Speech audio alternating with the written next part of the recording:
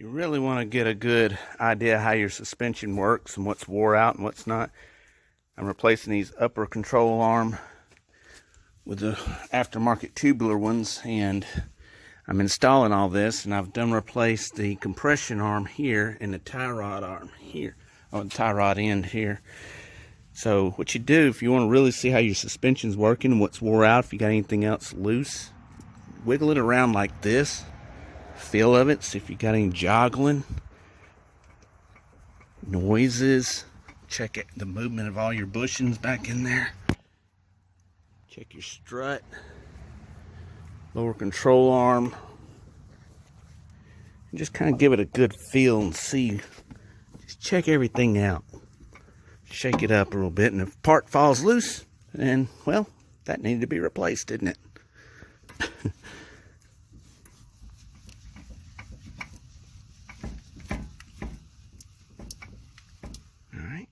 This is what is so cool about having these adjustable upper control arms, is you can leave it just slightly loose.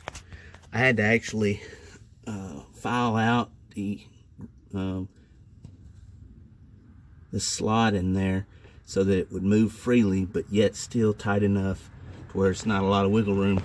But you can take this, now that you got it set up, and you can take and watch your bubble move in and out wherever you want it.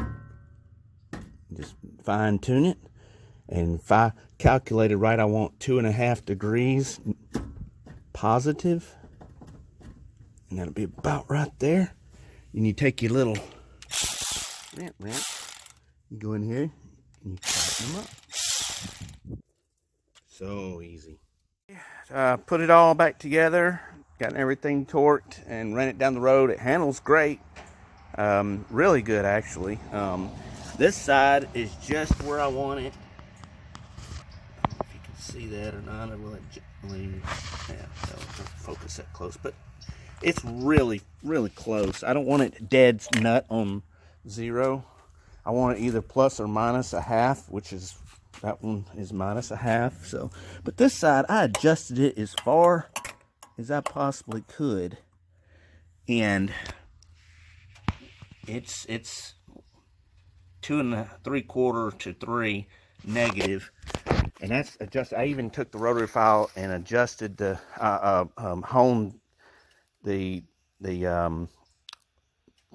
purchase, I guess maybe what you want to call that part. I don't know exactly what they would call it, but where the ball joint actually mounts to the A-arm, the tubular A-arm pedestal. I don't know, give it a name.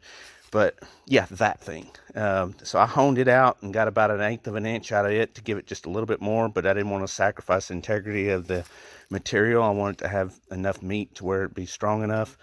But given the hardware they give, I don't think these things have to be like ready to, support the weight of a dozer. So, but that is 2.5 degrees better than it was. It was way out there wearing out. But for now, that's going to be good enough.